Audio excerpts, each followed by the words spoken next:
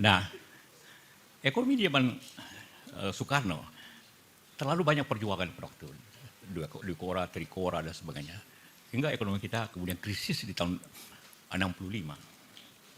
Inflasi sampai 600% pada waktu itu. Bisnis tidak jalan. Politik masalah. Nah, ini masalah. Jadi apabila krisis politik dan krisis ekonomi bersamaan, itu ganti rezim. Pak Harto menggantinya, maka jadi sebenarnya lebih teratur awalnya. Lebih teratur. Karena itu ada repelita, ada pembangunan 5 tahun, teratur. Tetapi kemudian, presiden itu memang tidak boleh lebih daripada 10 tahun. Kenapa zaman Pak Harto 10 tahun pertama bagus? Karena anaknya baru sekolah SMP, SMA. Begitu 10 tahun sudah tamat semua, punya bisnis masing-masing. Tidak salah bisnisnya, cuma jangan diprioritaskan. Nah, Pak Harto berakhir akibat krisis finansial Asia tahun 97-98. Apa yang terjadi di situ? Karena kita terlalu banyak membuat deregulasi. Bank buka tahun 87. Buka. Akhirnya dari bank hanya kira-kira 20 menjadi 240. Semua orang bikin bank. Jor-joran. Akhirnya macet, banyak macet. Lah terjadi krisis Asia.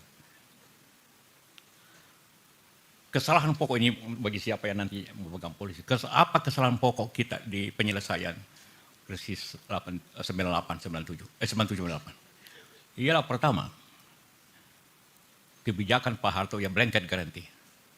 Semua bank yang macet itu diambil alih oleh pemerintah. Banyak orang sengaja memacetkan banknya agar dapat BLBI.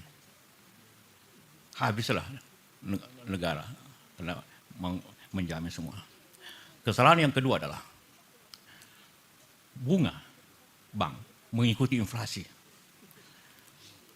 Karena inflasi 60%, maka bunga bank 70%. Ini gas dirut BTN tahu itu. Kesalahan besar di situ. Dan waktu zaman saya di pemerintah, saya ganti semua itu berdasarkan undang-undang.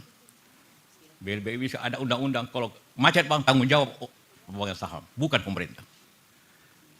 Kemudian dibentuklah LPS, lembaga penjaminan simpanan. Jadi bukan lagi pemerintah, tapi asuransi. LPS itu asuransi sebenarnya. Kedua, bunga. Ini sebenarnya riba nih, haram semua ini Anda bikin. Salah ini. Karena selalu bunga. Ini para profesor ini, profesor yang memegang kendali pemerintahan yang bikin ini. Saya marah semua pada waktu itu. Saya protes kemarin Menteri Keuangan. Apa ini dasarnya Anda membuat bunga di atas inflasi? Semuanya inflasi naik terus. Ini untuk pelajar teori sedikit ya, yang mudah-mudahan.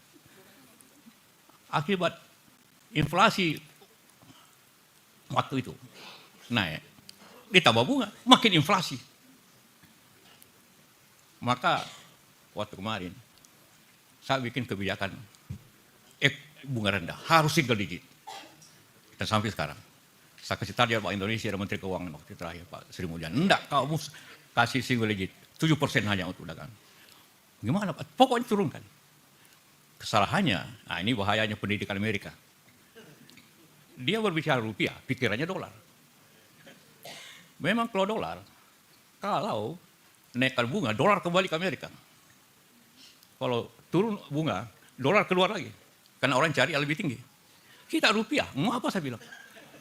Emangnya aku di Singapura rupiah, emangnya aku lagi mana? Mau 0% pun saya bilang rupiah tetap ada di bank. Mengarah saya. Pak ya Pak. Jadi itulah kenapa teori bunga rendah itu terjadi. Setelah saya berkali-kali tekanan tidak, salah ini kebijakan. Kebijakan salah, bunga di atas inflasi. Selalu berpikir Amerika. Semua waktu itu ekonomi kita dari Amerika. Dia anggap dolar itu, rupiah sama dengan dolar. Tidak sama sekali. Ya. Walaupun you kasih 1% saja bang kasih. Emangnya dolar bisa, rupiah pergi Singapura, enggak, makin tidak laku. Tidak terbalik. Itu dua kesalahan pokok kenapa kita salah ekonomi lambat akibat dua kesalahan ini. Sampai sekarang bank ini masih BCA mesti pegang BLBI, bunganya 12%. Nah, ini kesalahan kebijakan yang terjadi seperti itu. Nah, kedua, ya, bagaimana sekarang pertanyaannya, bagaimana kita menyamakan? Iya, kembali ke produktivitas yang tinggi, kembali kepada suatu yang tinggi bukan hanya di industri, tapi di pertanian. Jangan kembali kepada sistem waktu zaman Pak Amiruddin, Sakul Wakadin. Kita bikin peningkatan produktivitas.